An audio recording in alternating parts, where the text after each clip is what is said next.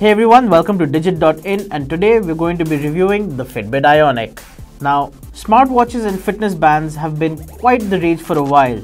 However, fitness bands in particular have had a tough time thanks to the Apple Watch and other Android-based smartwatches. Now, the thing is that many companies first jumped into the fitness band trend, and unfortunately, as the years passed, many of them have gone bankrupt. Fitbit, however, continues to strive forward, and the Ionic is its answer to the smartwatch challenge. They've essentially taken what was a great fitness tracker and infused it with an operating system, which they call Fitbit OS 2, to take on smartwatches by giving you certain smartwatch capabilities in this good-looking wristwatch.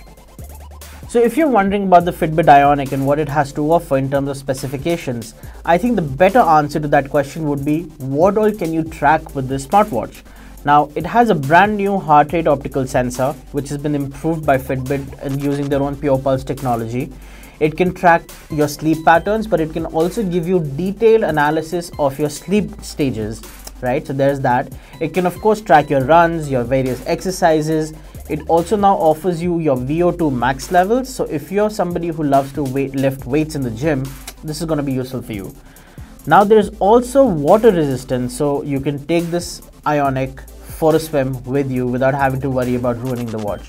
In fact, I've not taken this watch off since I got it for review, except for the one time that the video team had to shoot it. So it's been in the shower, it's been to my workouts, it's been for a few games of basketball, and it's still functioning just fine. Now, so that's all what it can do, and to supplement all of that, of course, there's the right kind of hardware, there's enough gyro sensors, there's accelerometers, there's altimeters in there. So essentially, the part of the hardware is to give you all this tracking capability for all your workouts. Now let's take a look at what it can do and how effectively does it actually do it. So because it's been extremely hot where we live right now, I'm not doing a lot of running, I'm not doing a lot of basketball games, and definitely not doing a lot of cycling. However, on the few rides that I did take, I also used my Garmin chest strap heart rate monitor to kind of measure how accurate the Fitbit Ionic was in comparison to a chest strap monitor.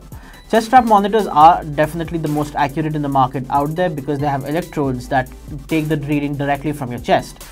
So what I noticed was that the Fitbit was generally underreporting my heart rate, while the Garmin heart strap said my heart rate was at about 130 average.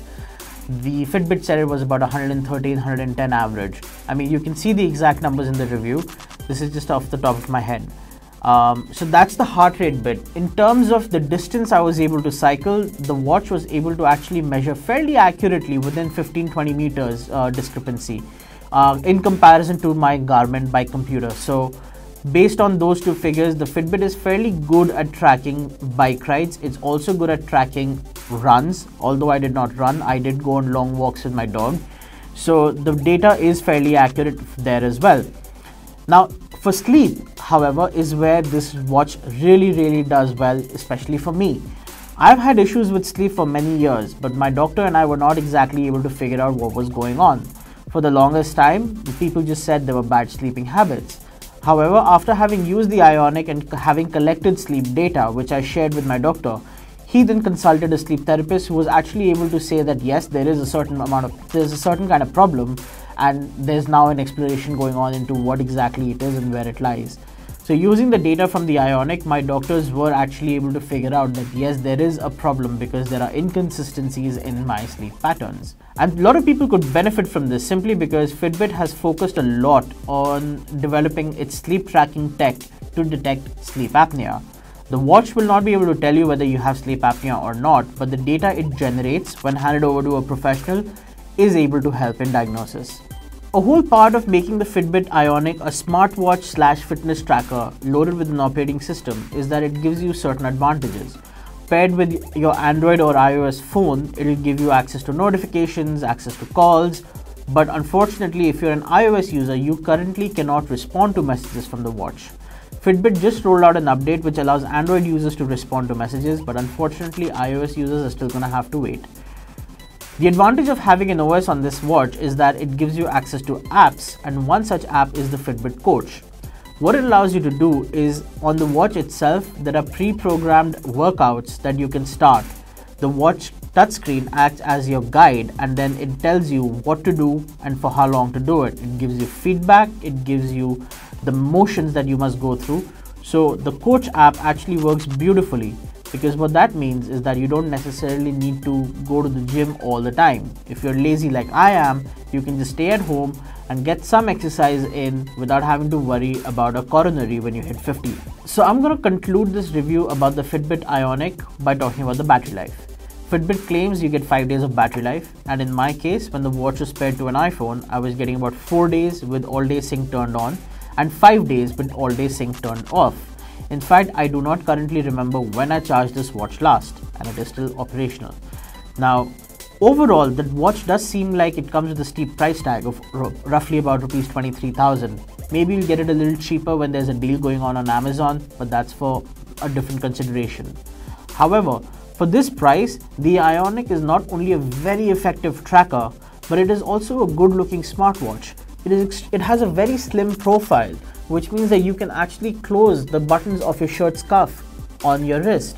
You don't have to struggle with the watch having to hang out, and it's slim, it looks good, and it comes with multiple replaceable straps that you can buy. You can buy rubber straps, silicone straps, or you can even buy leather straps. So overall, the look, the form, the function of the Fitbit Ionic is actually fairly justifiable given its price tag. And the only thing that Fitbit actually still needs to improve on this watch is maybe making it more compatible with smartphones and the ability to actually respond to notifications from the watch itself. Thank you guys for watching this video. In case you liked what you see, make sure you share it with your friends. You can also hit the subscribe button. If you have a thought to share with us, leave it down in the comments below.